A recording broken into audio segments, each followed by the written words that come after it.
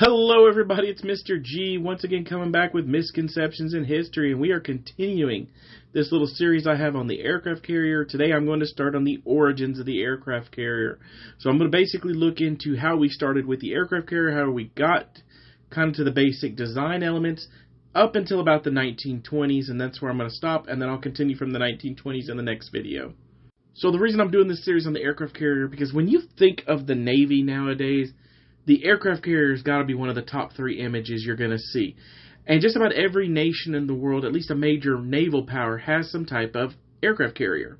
And the aircraft carrier to this day is the modern symbol of power for any major navy. They are like the old man of wars and the heavy gunships to the monitors to the battleships as they were. Now it is the aircraft carrier that is the symbol of power in the Navy.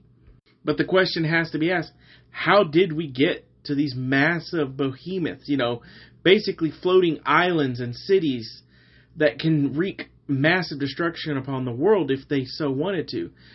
And let's go ahead and get into it. So how did we go from basically regular naval power to flying aircrafts off of a ship? Now, the earliest recorded example of using some sort of airborne craft or any type of that inside of a naval operation happened in 1806 aboard the HMS Pallas, and basically they had kites that they had brought on board the ship, and they had leaflets that were written in French, and they were basically condemning Napoleon Bonaparte, and the idea was that they would fly these kites real high, they would set the strings on fire so they would burn, and then the kites would drift off and drop the pamphlets. Now we jump ahead 40 years and we get to the SMS Volcano, which was an Austrian naval ship, and it is the first recorded ship to launch an incendiary balloon. And basically it launched a series of hot air balloons with the intention of dropping bombs. The plan didn't work because of the wind. And we move on to the American Civil War, where we see the Union actually operated gas-filled balloons as a means of observation craft. And the use of these balloon observation craft would become standard up until World War I. However, things would change with the invention of the airplane. In 1910, the first seaplane was invented, and in 1911, the French seaplane carrier Flandre was built. And this was the first vessel capable of carrying aircraft on it. Now, they weren't launched from it, which we would think of as a traditional aircraft carrier. In fact, seaplane carriers, as they became known, were basically just storage vessels for seaplanes. And in the next couple of years, multiple navies began to experiment deploying seaplanes from their ships. They used cruisers, battleships, things like that, and they basically installed a series of cranes to allow them to pick up and lower these ships into the sea and allow them to deploy them that way. But the feasibility of the usage of these aircraft really didn't come around until the Japanese seaplane carrier, the Waiakama, was used during the Battle of Tsingtao. And this is the first time we're going to see a naval-launched air raid occur in history. And this is the beginning of the change in the thinking of utilizing aircraft less as reconnaissance and more in an active attack role.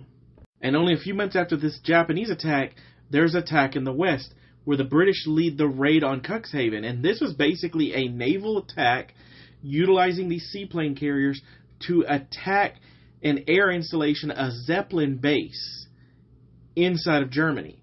And while the attack really wasn't much of a success, it showed the West that this was really an inventive means of attack, and this could be the future of warfare. And while they began launching these aircraft using catapults, there was a major change that needed to occur.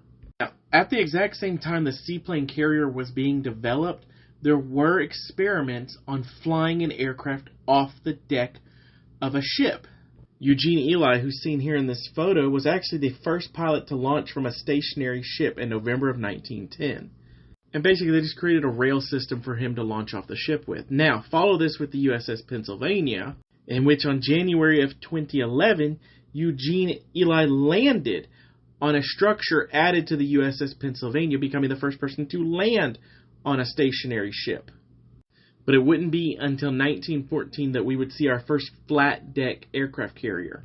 Now, the HMS Ark Royal was actually more of a hybrid ship, as it was designed to launch airplanes and seaplanes from it, which is why its unusual design looks the way it is, as it's basically just a converted merchant ship with a deck built onto it that's about 2/3 the length of the ship.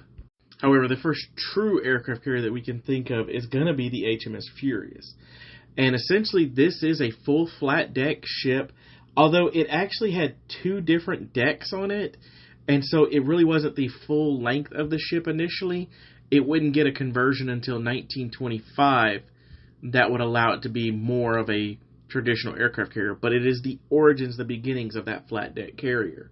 Now, over the next several years, the HMS Furious would receive a series of upgrades to it that we would see incorporated into all modern aircraft carriers. As I stated, it would get a full-length deck. In addition, it would get this, the superstructure, which is on every single aircraft carrier to this date. Now, this superstructure was created because at the time, the ship did have 2 different decks, and it would allow them to see both decks and operate from them better. Eventually, this just became standard practice on all ships. Now, taking the early lessons learned by the Furious, the British developed the HMS Argus, and this was a converted ocean liner that had the first full flat-length deck on it. And following the British example of converting existing ships, we have the USS Langley, which was converted out of a collier ship known as the USS Jupiter. And they basically took the Jupiter, cut down its superstructure on the top, and placed this flat deck across the ship. And while the United States was trying to develop their first aircraft carrier by converting a ship, both the British and the Japanese had jumped ahead to building purpose-built aircraft carriers. The British started first with the HMS Hermes, with the IJN Hosho immediately following. However, the Japanese beat out the British by getting the Hosho to sea first. While the Japanese did get theirs to sea first, 2 features of the Hermes became standard of all aircraft carrier.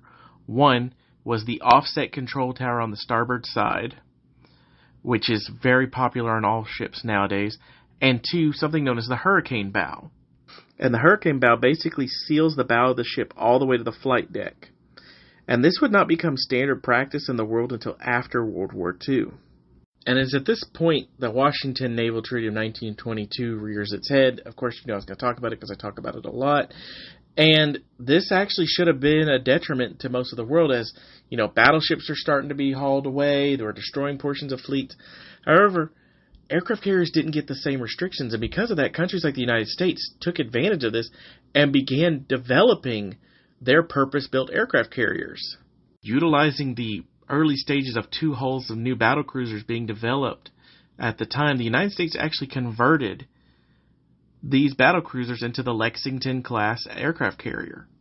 And converting these ships to aircraft carriers became the standard practice at the time. The French converted a battleship into the aircraft carrier Bern, the Japanese converted a cruiser into the Kaga, and the British converted a cruiser into the HMS Glorious. And it became the standard practice to convert your battleships and cruisers that were going to be destroyed by the Washington Naval Treaty into aircraft carriers, as that was permitted by the treaty.